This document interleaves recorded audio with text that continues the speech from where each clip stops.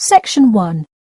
You will hear a woman calling the London Police Department to report a robbery. First, you have some time to look at questions 1 to 4.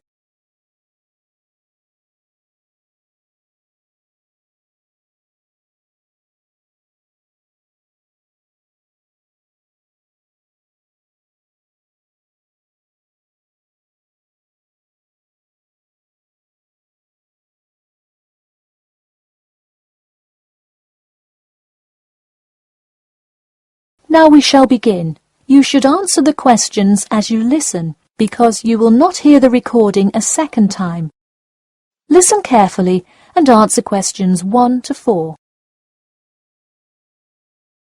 Hello, London Police Department. Yes, I would like to report a robbery. All right, just a minute while I pull up the form. OK, could you give me your first and last name? Anna Grieg. Anna Gregg. G-R-E-G? No, Grieg. G-R-I-E-G. Got it. All right, moving on. Gender, female. Date of birth? 15th of March, 1980. All right, thanks. Just a few more personal information questions, and then we can address your claim. All right. What's the address? 4 Ellendale Street. That's E-L-L-E-N-D-A-L-E. All right, Ellendale Street. Yeah, we've had a lot of break-ins in that area lately. And the postal code? W5 2AT. And are you a citizen of the UK? No. OK. What type of citizenship do you have? Well, I lived in the United States for most of my life, but I am actually of Grenadian nationality. OK. So is that the country that issued your passport? Yes. All right. Before you hear the rest of the conversation, you have some time to look at questions 5 to 10.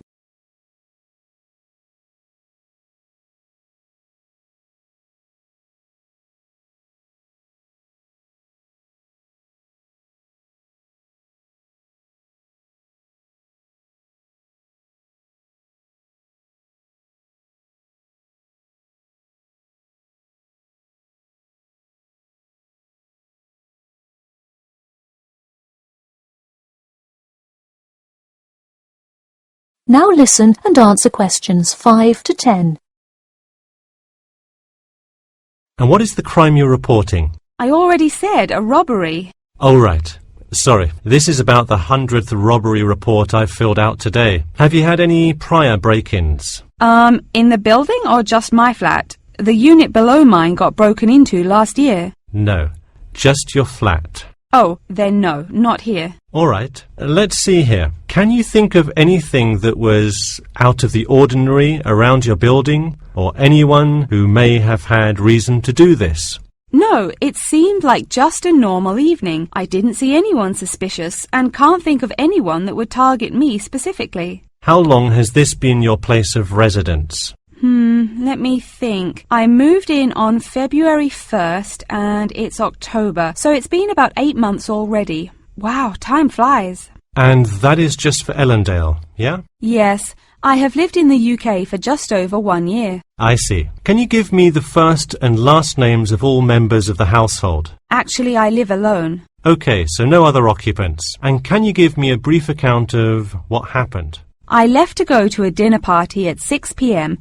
and when I returned at 11, I found the place ransacked and a lot of my things gone. Any sign of forced entry? Yes, the back door was wide open and it looked like someone used a crowbar to force it open. I see. And just to be clear, was the door locked when you left? Of course. Hey, you would be surprised how many reports we get where people have failed to lock their doors. Now, I need you to list any missing items valued above £200. So far, I'm missing my computer, my purse with my wallet in it, and the TV.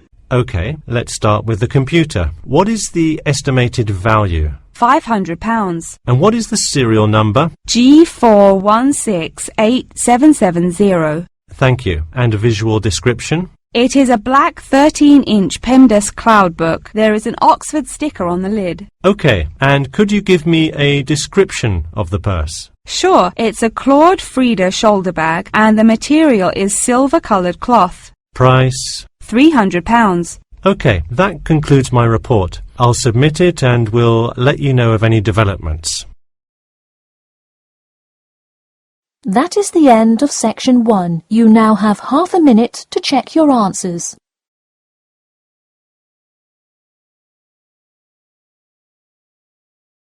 Section 2.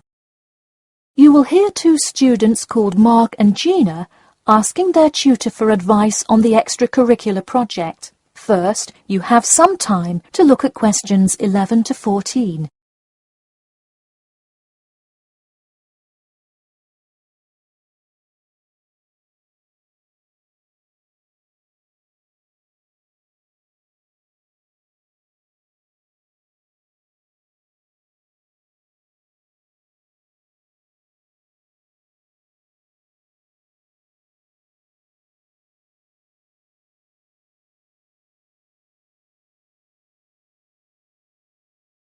Now listen carefully and answer questions 11 to 14. Hi Mark. Hi Gina. What can I help you with? So we were hoping you could help us with this extracurricular project. Sure. What is the topic? Attending business school. This sounds like a great idea. So you're going to explain the requirements for getting into business school? Not exactly. It will be more broadly about the experience, the academics, accommodation, and social experience that comes with being part of the business school. I see. So would your audience be the general public? Well, we would probably want more to focus on members of the institution.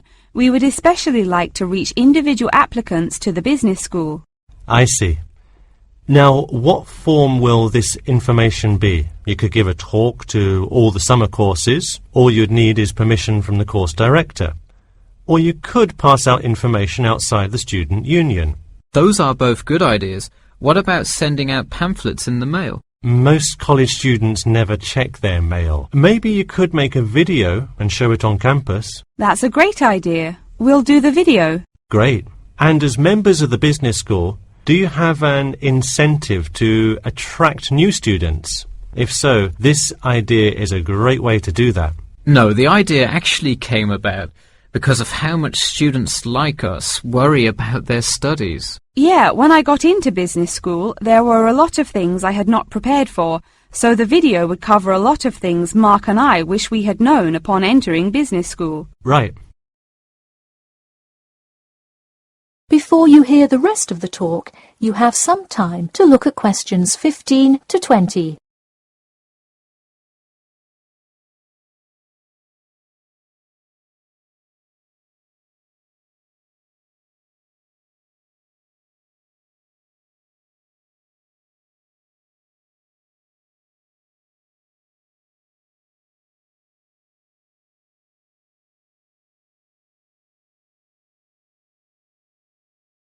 Now listen and answer questions 15 to 20. What would you talk about first? The first and probably most important section would be academics. Good idea. So, would you provide guidance on what courses to take? We want to focus especially on the approaches professors take, their teaching methods. It is far different than what students are used to in high school and even in liberal arts college. Good idea. And how long do you think you would spend explaining academics? We'll probably spend 7 minutes on it. We also have some ideas for talking about housing, food options and stuff like that. We're not really sure how to tie it all together though. I think it would be suitable to title that section Accommodation. What do you think? That could work. We'll definitely describe the different dining options at the cafeteria, and then walk students through flats and the grueling process of finding one near the business school campus. Okay, so we would cover specifics on the cafeteria as well as flats. I think those are both helpful. We could spend about 6 minutes on accommodation and be sure to touch on those specifically. Great. Is there anything else you would talk about? We definitely want to go over the social aspect of attending school here. Of course. I think it's good to have a little fun once in a while when you're working so hard in school. I think we are going to introduce new students to the disco that so many upper-class men know and love. Maybe we'll include a few other places too, but that's the main one. We're also going to invite students to the international evening taking place in the first week of school as a great chance for our large international student population to meet a lot of other new students.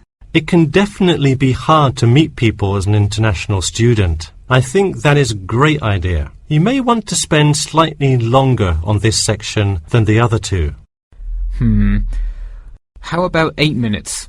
That sounds reasonable. So overall, the introduction should take 3 minutes and then the conclusion should take 4, giving us a total of 28 minutes. I wouldn't rush your introduction. Maybe give it between 4 and 6 minutes. The conclusion, though, can be shorter since it's just a quick refresher of each of the topics. Give that not more than 2 minutes. Okay, so in total, the video should take about the same time, just more intro and less conclusion? Precisely. All right, we're going to get to work on our video. Thanks for your help. That is the end of section 2. You now have half a minute to check your answers.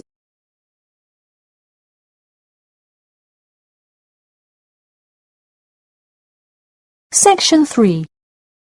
You will hear a student called John talking to his classmate Danny about the details of his research project. First, you have some time to look at questions 21 to 26.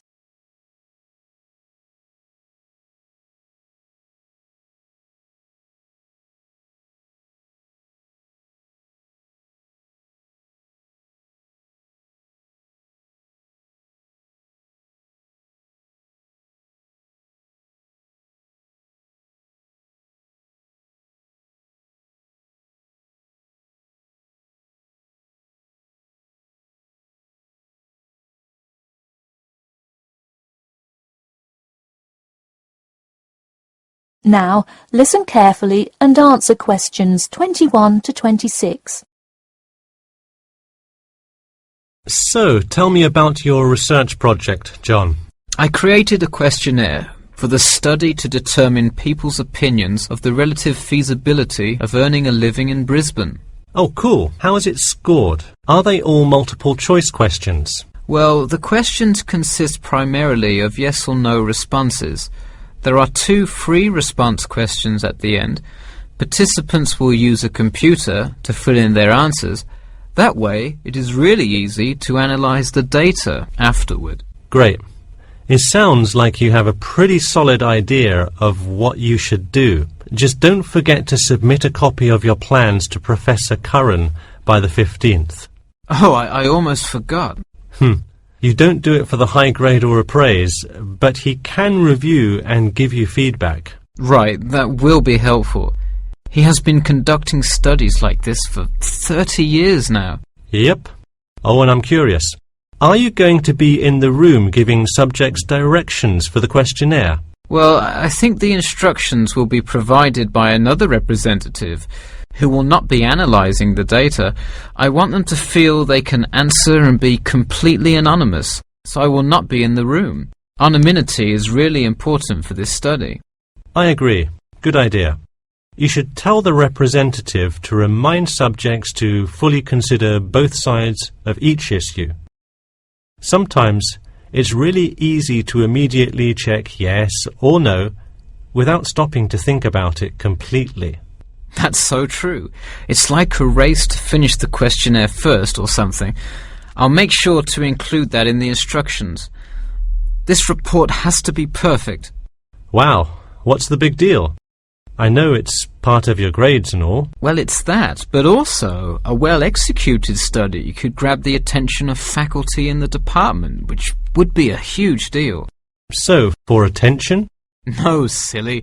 I mean, I could really gain the respect of professors who may later take me on as a graduate student in their labs. Oh, I see. Before you hear the rest of the talk, you have some time to look at questions 27 to 30.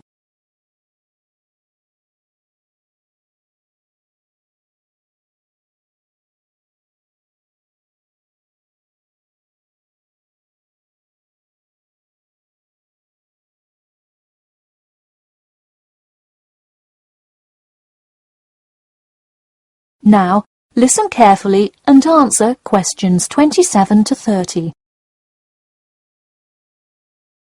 Let me take a look at the survey. Wow, this looks great. The map of the median income by region is a great tool. Where did you find it?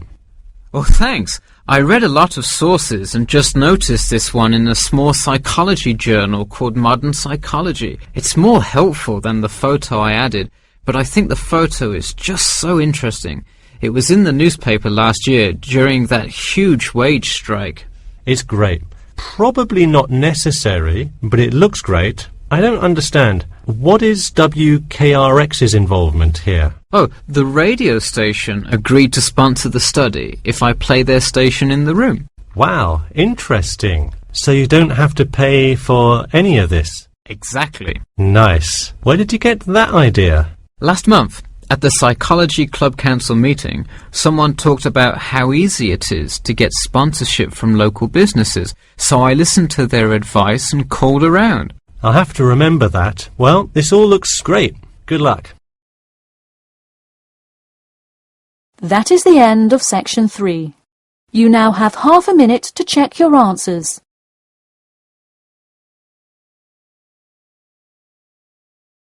Section 4. You will hear the beginning of a lecture about the Pleasanton Town Market. First, you have some time to look at questions 31 to 40.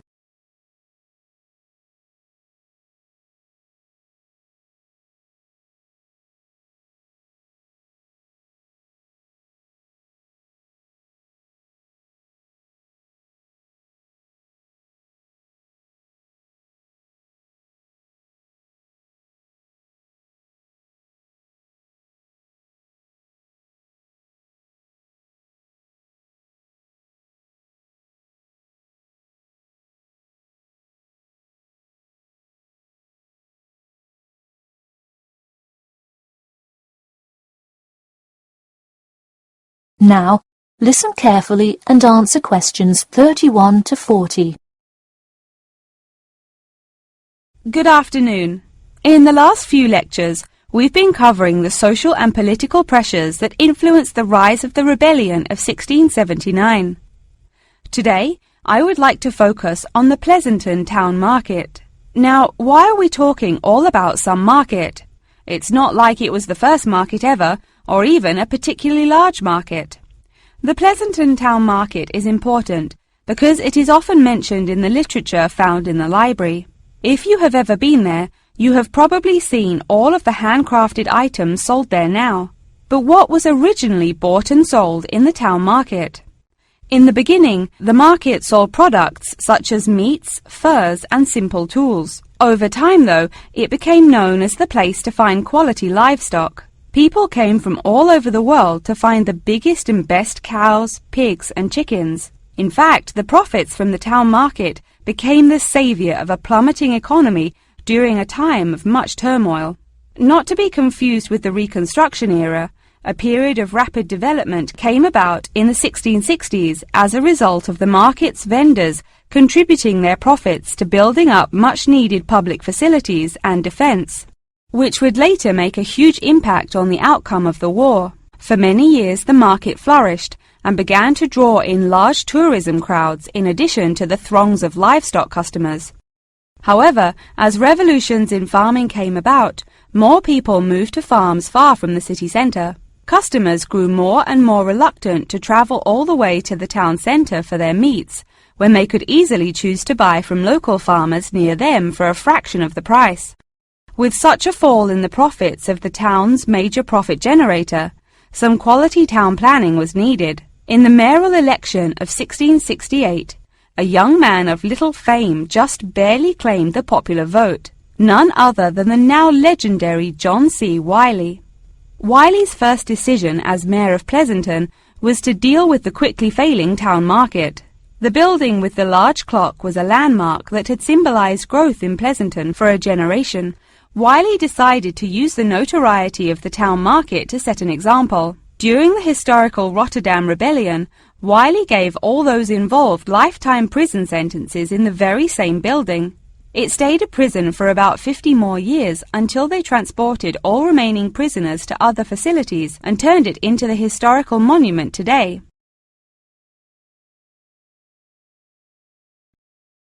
Now that you know the basics of the history of the Pleasanton Town Market, I will introduce your next group project.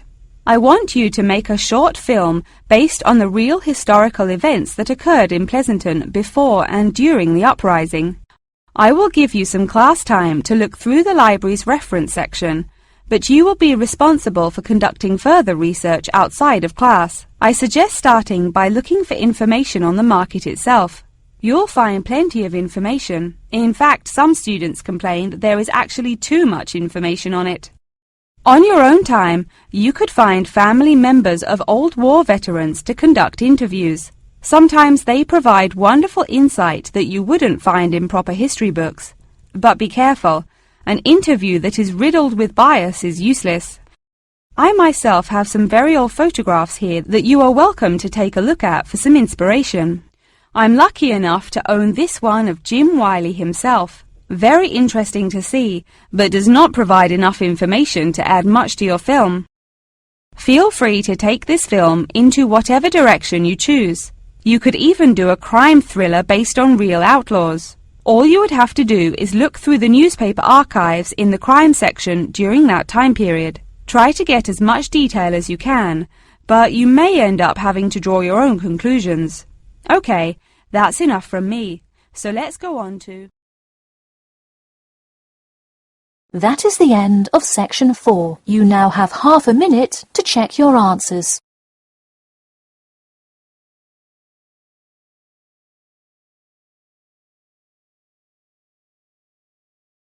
That is the end of the listening test.